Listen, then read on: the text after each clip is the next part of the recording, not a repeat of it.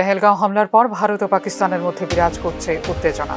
প্রতিরক্ষা মন্ত্রী রাজনাথ সিং বৃহস্পতিবার মার্কিন প্রতিরক্ষা সচিব পিট হেগসেটের সাথে ফোনে কথা বলেছেন বলে প্রতিরক্ষা সূত্রের বরাত দিয়ে জানিয়েছে সংবাদ সংস্থা পিটিআই।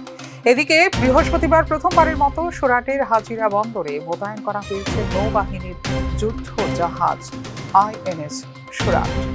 সংবাদ সংস্থা এএনআই এর রিপোর্ট অনুসারে তাদের সমস্ত যুদ্ধ জাহাজকে সতর্ক অবস্থায় রেখেছে ভারতীয় নৌবাহিনী।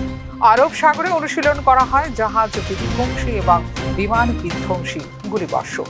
গুজরাটের কাছে উপকূলরক্ষী বাহিনীকেও রাখা হয়েছে সতর্ক অবস্থায়।